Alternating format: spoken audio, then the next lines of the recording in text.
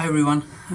For a long time now, I've been asked to make a detailed video on how to prepare for oral examination. So, not necessarily talking about the past questions, but a general guidance on how to prepare for oral examination. So, today's video is completely dedicated to the strategies that you should employ to prepare for oral examination. Who better than me to teach you, because I used to be very nervous preparing for oral examination. I was probably the worst candidate, one of the worst candidates. I used to be very nervous. So now I realize that probably these strategies would have worked or would have been useful to know. So I'm passing on these strategies to you. So please, this video is going to be a bit long and detailed. If you find it to be very long or boring or not suitable to be watched in one go, then watch it in short intervals of time. But please listen to all the advice I have to share with you, and that is why I have made a list of 20 important tips that you should follow or that will help you to prepare for oral examination. So preparing for oral examination, the main problem is that there is too much to study. There is so much to study, and the surveyor can ask you anything under the sun.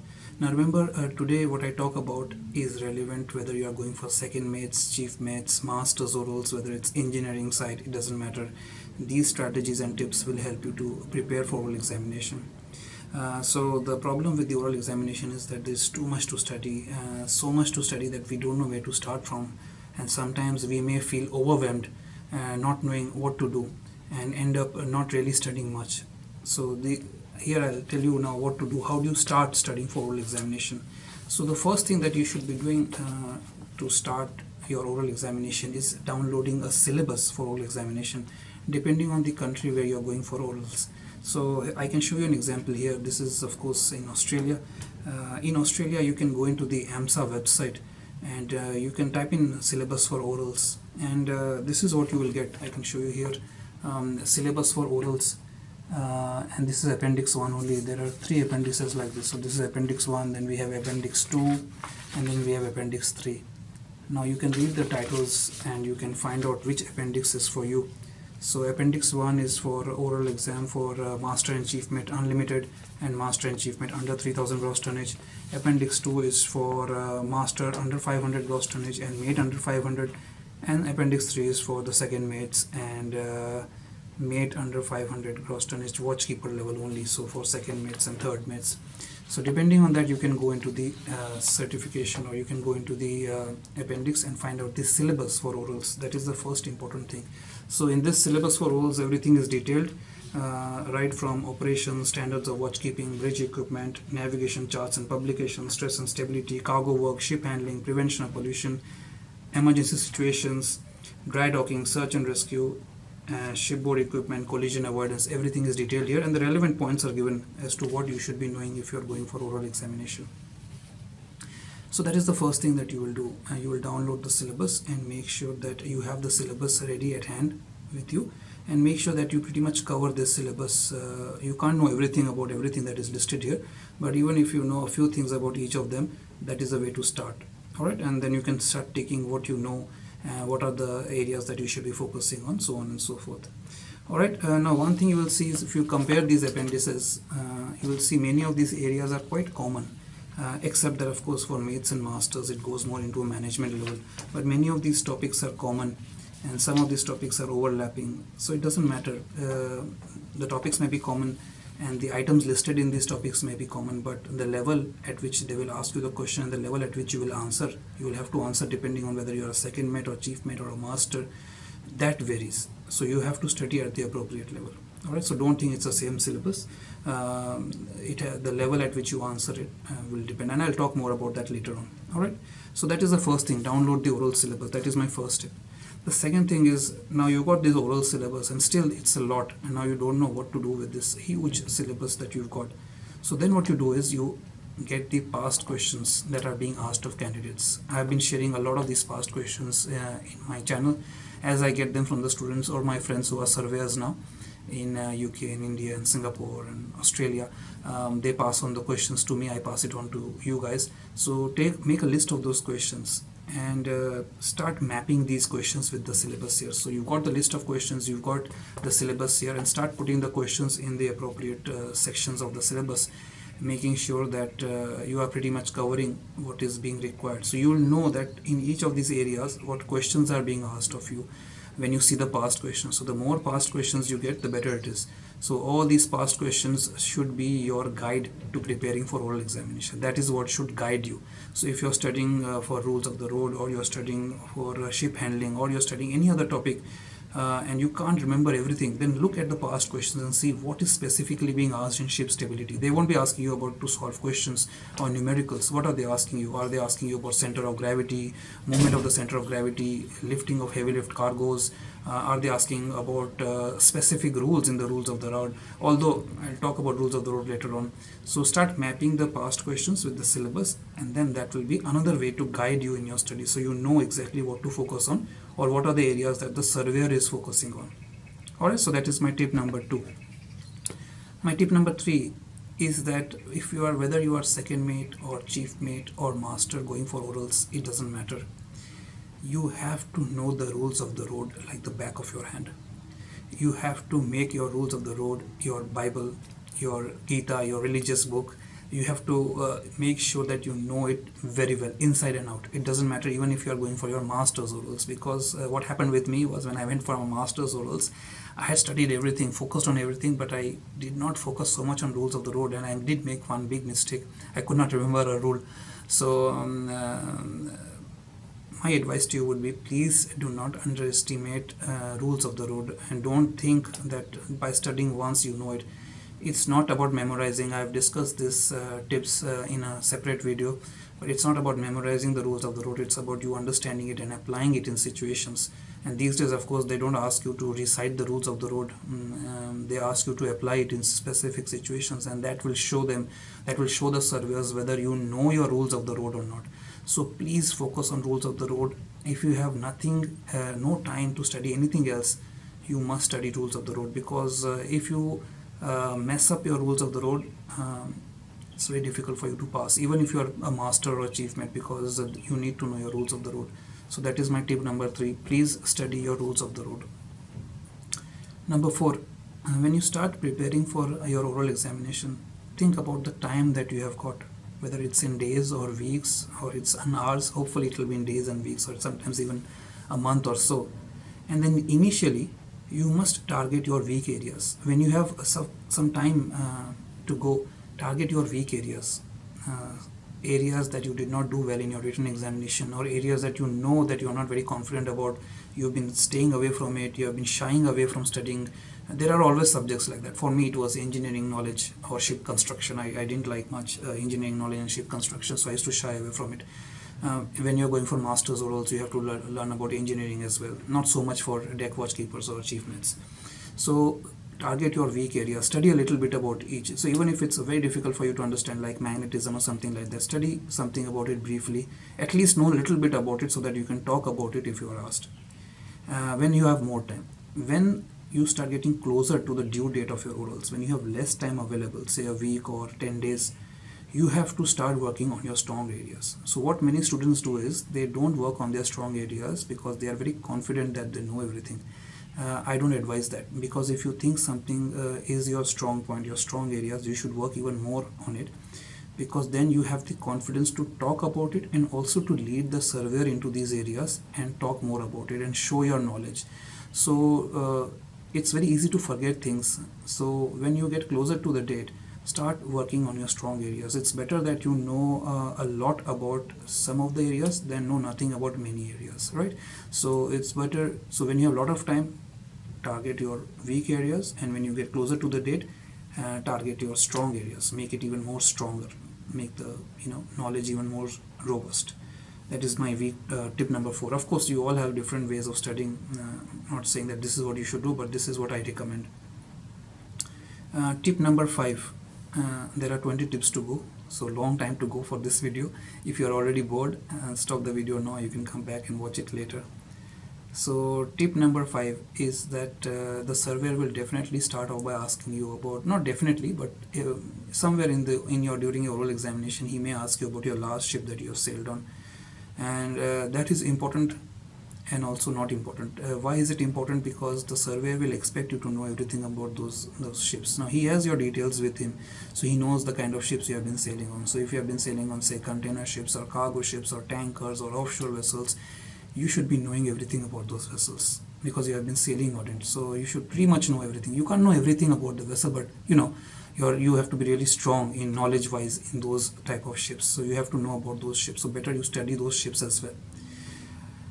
I also said it is not very important because then the surveyor knows that you know about these ships. So he may ask you a question or two, and once he finds out that you are very confident about these type of ships, he will move on to the other type of ships that you don't know. So before I talk about that, tip number 5 was make sure that you know a lot about the last type of ship you sailed on or the type of ships you popularly sail on. Alright, for me it was container ships and cargo ships. So I used to study more about container cargo and make sure that I don't make mistakes there, because otherwise it's embarrassing if you have been sailing on these ships and you don't know. Tip number 6, what about the ships you have never sailed on? So there are of course always ships that you have never sailed on, and the surveyor will definitely ask you questions about those ships, especially because he knows that this certificate that he is giving you, the COC, the certificate of competency, is for all kinds of ships. It is not for one specific type of ship. So ships that you have not sailed on, you have to accept that you will not know everything about those ships. What you can learn is from the books, in theory, or from your friends. So talk a lot to your friends, people who have sailed on these type of ships. Read the books, but also accept that your knowledge is purely theoretical. So tomorrow if the surveyor starts asking you questions about ships you have not sailed on, and this is tip number 6, be honest about it. Tell him that your knowledge is purely based on books and theory and your friends. So what you know is purely coming from these sources of information. You can talk about it, but there could be some aspects that's missing in case your answer is not satisfied with your answer. But be honest about it. Don't try to pretend that you know everything about these ships. Alright. Tip number 7. This is for second mates and third mate candidates who go for orals, and this is that you have the luxury to call master. That is the luxury that you enjoy. Call master when you are in doubt. This is not a luxury that is enjoyed by chief mate and masters, of course, because as chief mate or masters, you are pretty much the second in command. You are the person who's going to take over as a master, and of course as a master you are the master, so you don't have that luxury. But as a second mate or third mate, please use calling master, the option of calling master, as much as you can, especially whenever in doubt. Even if you know the answer and the surveyor says, why did you call master, say it's better that the master knows about it. So it could be restricted visibility, maybe there is no traffic in sight. Would you call master? Yes. If the GPS stops working for a minute or two but comes back in operation, would you call master? Yes. If the navigation light stops working but you have the backup light, it's the middle of the night, would you call master? Yes. So anytime in doubt, as per standing instructions, but use them judiciously. Use the option judiciously, or as much as you want to, because even if the surveyor says, why are you calling the master, this is a small situation, you say, that's all right, I'll take the action if I have to, but I'll call master, especially if you're in doubt. But don't start calling master, like let's say there's only one ship and it's a crossing situation and you have to alter starboard. You don't have to call master then.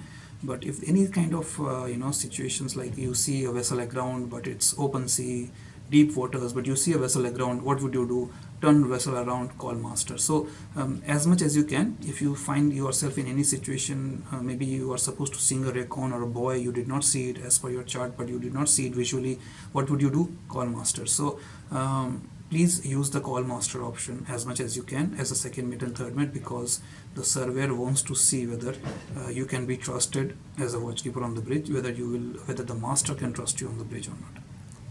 Alright. Tip number 8. Tip number 8 is don't lead the surveyor into areas that you are not comfortable with. Don't start talking about stuff that your knowledge is very limited, but you lead them into it. Alright, so one of my students led the surveyor into radars and RPAs, and he was not very good in that. And the situation, it was an ROR situation. He should have just simply answered the ROR situation. But he asked the surveyor that what kind of ARPA or radar I am using, is it S-band or X-band? And the surveyor asked him, why is it important? And he said, oh, I just wanted to know. And probably he was trying to show that he knows about radars, but he led them into an area which he was not very comfortable about. And then the orals went downhill from there. The surveyor started asking him questions about radar, and he didn't know the answer, so he kind of failed. Not kind of, but he failed. So don't lead the surveyor into areas that you are not very comfortable with. In fact, if you can, lead them into areas that are your strong points, that you are very comfortable with, that you have studied about, that you know a lot about. Alright, and that comes with practice, of course, but if you have that presence of mind and if you can do it, please do so. Tip number 9, and I think I'm going to stop at tip number 10 in this video, probably make another video on the rest of the 10 tips because it's getting very long. So I'll stop at tip number 10. So this is tip number 9. Use pen and paper to structure your responses. So carry a pad and a pen with you, or if a pad and pen is given to you by the surveyor, please use that. That helps you to structure your responses well. For example, if the surveyor has asked you about taking over or handing over procedure, don't just start off, because if you just start off and start rambling your answer, the surveyor might think that you have memorized these responses and you are not speaking logically. You have to go about it in a logical sequence. So make sure that you structure your responses. You take a few minutes, you don't have to take too long, but take a few minutes, jot down a few points, something like I've done. I've jotted the points that I'm going to be talking about with you guys. So I know that it is structured, otherwise I would be going like, so that doesn't show that you are planned, you have well planned in ahead. So because I know that my video has to be engaging, you are listening to my video, I can't use that time to think about it. Same with orals as well. So you should be structuring, you should be writing down some dot points, just the dot points, that will help you to plan your answer, structure your answer in a logical sequence, and so that you are able to talk about it. And that shows professionalism, that shows that you have a habit of planning things. This shows officer-like qualities. These are the qualities that the surveyor wants to see.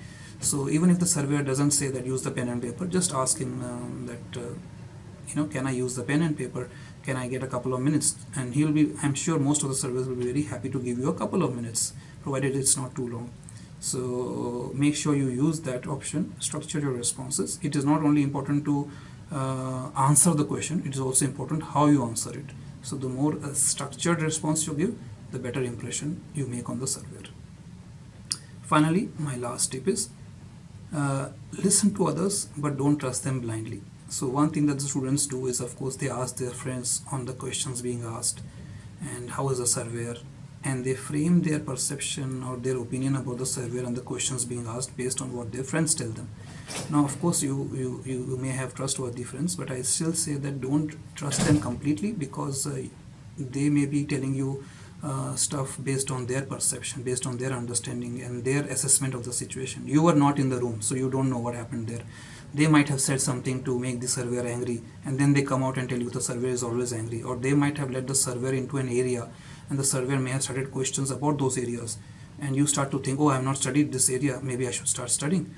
And I remember during my time, somebody came and told us, so the surveyor is asking about flag signals, like semaphores signal the letters with the use of flags, and we started panicking, we started studying about it, whereas it was not the case, it was something else. So don't start trusting people completely, blindly. And the reason is not because they want to mislead you, but sometimes unintentionally they mislead you. So listen to them, but have faith in yourself, have faith in the past questions, have faith in the syllabus, and go as per that. You can never know everything.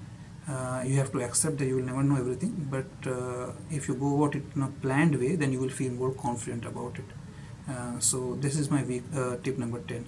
So tip number 1 to 10 I'll quickly summarize, and I'll stop the video, and then I'll come up with part 2. First is, of course, download the oral syllabus or get it from somewhere if you can. Second is map the oral syllabus with the past exam questions being asked. Number 3rd is please study your rules of the road thoroughly, no excuses there. Number 4 is when you have more time, target the weak areas, and when you have lesser time, target your strong areas. Tip number 5, study about your last ship that you have sailed on. Tip number 6, ships that you have not sailed on, you have to accept that your knowledge is completely bookish and theoretical. Study upon it, but be ready to accept in front of the surveyor if your knowledge is not sufficient. Tip number 7, as a second mate and third mate, use the option of calling master as much as you can. Tip number 8, don't lead the surveyor into areas you are not comfortable with.